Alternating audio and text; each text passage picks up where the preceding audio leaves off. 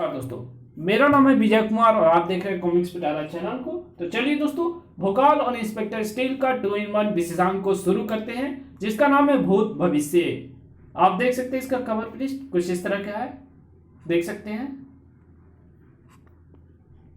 भयानक वन, कदम कदम पर संकट, जिधर देखो काल वहां अपना भयानक फन फैलाए मौजूद। ऐसे स्थान पर बाहर से या तो हवा प्रवेश कर सकती है या फिर वो जिसे मृत्यु का कोई भय ना हो। लेकिन मृत्यु का भय ना होने से क्या होता है? इस तरह मृत्यु तो टल नहीं जाती, उसका प्रकोप कम तो नहीं हो जाता। तूने यक्ष वन में प्रवेश किया है, धड़ाक। तू मृत्यु का अधिकारी है, भड़ाक। नहीं, क्योंकि मृत्यु मुझे तब तक छू नहीं सकती जब तक मैं ना चाहूं। यक्ष वन में पहुंचे, उस जंगली का हाथ जैसे ही विशेष मुद्रा में घूमा वैसे ही गजब हो गया। उस राक्षस पर एकाएक विचित्र सी चट्टानों की बारिश होने लगी और भजा कुछ पलों बाद जहां वे भयानक राक्षस खड़े नजर आ रहे थे, वहां विचित्र चट्टानों का ढेर दिखाई दे रहा था। मुझे कोई नहीं रोक सकता, कोई नहीं। रुकना तो तुझे पड़ेगा, क्योंकि यक्ष वन का स्वामी प्रश्न यक्ष तुम्हें रोकना चाहता है। और अब तक ऐसा इसलिए नहीं हो पाया क्योंकि मैंने तुझे साधारण मनुष्य समझा था। तू साधारण नहीं, असाधारण है। तुझे यक्ष वन में प्रवेश करने का दंड देने के लिए असाधारण शक्ति ही चाहिए, और ऐसा करने के लिए वे विचित्र चट्टानें एकदम सही रहेंगी जो मेरी साधारण शक्ति के नाश का कारण बनी थी।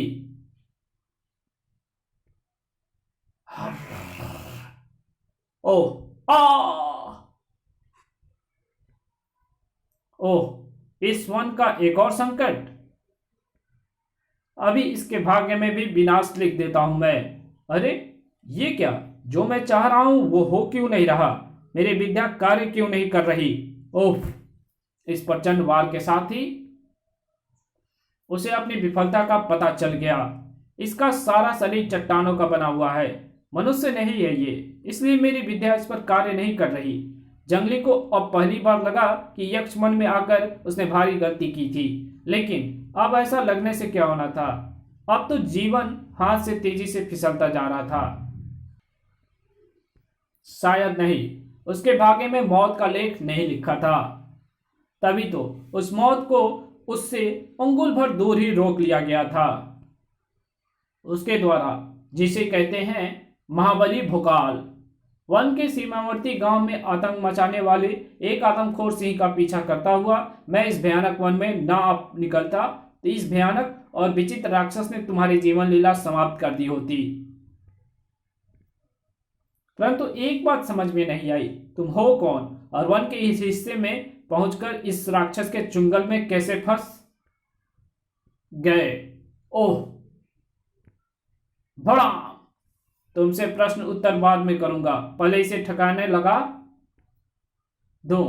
ओह, इस पर ना तो मेरे साधारण वार प्रभाव डाल रहे हैं और ना मेरी ये साधारण तलवार। टनाक! अब तो इसे समाप्त करने का मेरे पास एक ही तरीका है कि मैं असाधारण शक्तियां प्राप्त करूं, बोलकर महागुरु भोकाल। अब भोकाल असाधारण था, उसकी शक्ति असाधारण थी, उसकी तलवार असाधारण थी, इसलिए अब तो उस साधारण राक्षस को समाप्त होना ही था। अब समय है कि मैं उस आदिवासी से अपने प्रश्न का उत्तर पाऊं, लेकिन उत्तर देने के लिए वो वहां था कहां? अरे कहां गया? अभी कुछ क्षणों पहले तो वो यहीं खड़ा था। प्राण बचते ही भाग निकला, अच्छा ही हुआ। अब मुझे नहीं लगता है कि वो इस वन से बाहर निकले बगैर सांस भी लेगा, इसलिए अब मेरे लिए भी यहां ठहरने का कोई औचित्य नहीं है। तू जा भोकाल, लेकिन मैं इस जंगल से तब तक बाहर नहीं जाऊंगा जब तक मेरा उद्देश्य पूरा नहीं हो जाता। प्रश्न यक्ष यह देखकर आग बबूला हुआ जा रहा था। मेरी दोनों शक्तियों से बचकर भी वो अभी भी मेरे वन में है, और वो मेरे वन में और वो मेरे वन से कभी भी बाहर नहीं निकल पाएगा। मेरे जाल में फंसकर वो अपना सारा जीवन इसी वन में बिताएगा।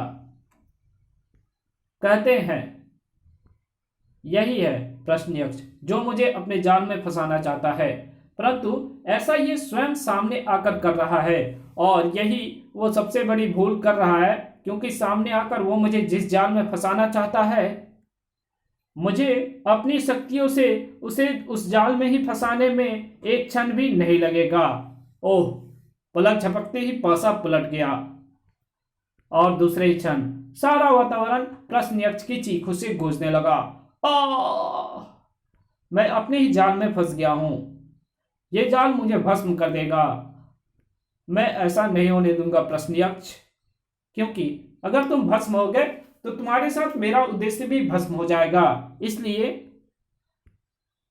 मैं तुम्हारे भाग्य में इस जाल में फंसने का जो योग लिख दिया था उसे मैं मिटा रहा हूं। योग मिटा तो यक्ष का जाल भी मिट गया। अद्भुत, तुमने प्रश्न यक्ष को हरा दिया। तुम कोई साधारण शक्ति नहीं हो सकते। तुम तो कोई असाधारण, बहुत ही असाधारण व्यक्ति हो। अब तुमने सही पहचाना प्रश्न यक्ष, इसलिए अब मुझे तुम्हें अपनी वास्तविकता बतानी होगी। मैं काल कुंडली हूं, वो काल कुंडली, ग्रह, योग, क्रम, नक्षत्र जिसके इशारों पर नाचते हैं, जिसकी भ्रिकुटियां तनने के साथ ही सारा ब्रह्मांड कंपायमान हो जाता है। ओह, तुम तो बहुत ही महान हो। मुझे प्रसन्नता है कि मुझे तुम जैसे व्यक्ति ने परास्त किया। अपने प्राणों की बाजी लगाकर मैं इसलिए तुम्हारे इस वन में आया था प्रश्न यक्ष। मैं जानता था कि पूरे ब्रह्मांड में मात्र तुम ही हो जो मेरे उस प्रश्न का हल ढूंढ सकते हो, जो वर्षों से यक्ष की तरह मेरे सामने खड़ा है। मुझे पराजित करके तुमने मुझसे उस प्रश्न का हल जानने का अधिकार प्राप्त कर चुके हो। प्रश्न बताओ। मेरा प्रश्न है, मेरा सबसे बड़ा शत्रु भोकाल कैसे मरेगा? भोकाल तुम्हारा शत्रु? ये कैसे हो सकता है? अभी कुछ क्षण पहले तो उसने तुम्हें साक्षात मृत्यु से बचाया है, और फिर अपने ज्योतिष ज्ञान के कारण किसी की भी कुंडली में कोई भी योग लिखने वाला काल कुंडली अपने प्राणों की बाजी लगाकर मात्र इसलिए मेरे पास आया कि उसका शत्रु भोकाल कैसे मरेगा। हाँ, मैं चाहकर भी भोकाल की कुंडली में मृत्यु योग नहीं लिख सकता। अगर मैंने ऐसा किया और भोकाल को मार दिया तो उसके साथ ही मैं भी मारा जाऊंगा, क्योंकि मृत्यु के देवता यमराज ने भोकाल की मृत्यु के साथ ही मेरी मृत्यु का भी ऐसा एक योग जोड़ दिया है जिसे मेरे जैसा ज्योतिष सम्राट भी नहीं तोड़ सकता। उसी जोड़ को तोड़ने का प्रश्न मुझे रात दिन कचोटता रहता है। मैंने तुम्हारे प्रश्न का हल खोज लिया है। ध्यान से सुनो। प्रश्न यक्ष तत्परता से बताता चला गया। तत्परता और एकाग्रता की कमी यहां भी नहीं थी। अपराध को जड़ से खत्म करने की एकाग्रता, अपराधी तक पहुंचने की तत्परता। हमारे सारे सुरक्षा इंतजामों की धज्जियां उड़ाकर ये कौन आया? Inspector Steel, you are under arrest. ये हमें गिरफ्तार करने आया है। अबे मुंह क्या देख रहे हो उसका? गोली चलाओ इस पर। नहीं, हमारी गोलियों से इसका कुछ नहीं बिगड़ेगा। उल्टा हम एक पुलिस अफसर पर गोलियां चलाने के इल्जाम में भी फंस जाएंगे। इसलिए हमारी भलाई इसी में है कि हम सब अपने हथियार फेंक दें और हथकड़ियां पहन लें। इंस्पेक्टर स्टील को अपराधियों के हाथों में खुद हथकड़ियां लगाने का काम नहीं करना पड़ा, लेकिन फर्ज की मशीन के लिए कामों की कोई कमी नहीं थी। अमर, तुम कहाँ हो अमर? क्या तुम मुझे सुन रहे हो? ओह, डॉक्टर अनीस, यानी मेरे निर्माता का मैसेज। मैं तुम्हें सुन रहा हूं। इंस्पेक्टर स्टील में इंस्पेक्टर अमर का दिमाग फिट है, इसलिए डॉक्टर अनीस उसे अमर कहकर ही बुलाता है। यहां मेरी प्राइवेट लाइफ में बहुत बड़ी गड़बड़ हो गई है अमर। मैं जो टाइम मशीन बना रहा था उसके मुख्य चिप को काजार नामक अपराधी वैज्ञानिक जबरन मुझसे छीन चुका है। काजार मेरी चिप को लेकर भाग रहा है। कोई इसे रोक नहीं पा रहा, क्योंकि कजार इस समय एक अत्याधुनिक रोबोटिक खोल में एकदम सुरक्षित है। उस खोल के कारण कजार पर किसी भी बात का असर नहीं हो रहा है, जबकि कजार अपने सामने आने वाली हर रुकावट को तिनके की तरह उड़ाकर चूं तेजी से आगे बढ़ता जा रहा है। किसी के रोके नहीं रुक रहा है, वो रुकेगा, उसे रोकना होगा। ठा मुझे रोकने के लिए कौन आगे खड़ा है? इंस्पेक्टर स्टील, फर्ज की मशीन, डॉक्टर अनीस रज्जा का बेमिसाल आविष्कार। हट रास्ते से, तुम मुझे चीप ले जाने से नहीं रोक सकता। यह उसके नाम को एक बार फिर बुलंदियों के आकाश पर पहुंचा सकता है, जबकि मैं उसे नाकामियों की धूल में मिला देखना चाहता हूं। इसलिए मैंने ये चिप हथियाई है। मैं ये जानता था कि तेरे होते मैं इस काम को अंजाम नहीं दे सकता, इसलिए मैं सारा इंतजाम करके ही यहां आया हूं। तेरे हथियारों का भी और तेरे वारों का भी। इसकी बॉडी बुलेट प्रूफ भी है, मिसाइल प्रूफ भी। धड़ाक, और साथ ही शॉक प्रूफ भी। बड़ा बड़ूम। ओह, लगता है कजार आज चीप ले जाकर मेरी टाइम मशीन को बेकार करने में सफल हो जाएगा। नहीं होगा, फायर नहीं होगा। तो इसे जलाना चाहता है? बेवकूफ इंस्पेक्टर इतना भी नहीं समझ रहा है कि जो बुलेट प्रूफ, शॉक और मिसाइल प्रूफ होगी, क्या वो फायर प्रूफ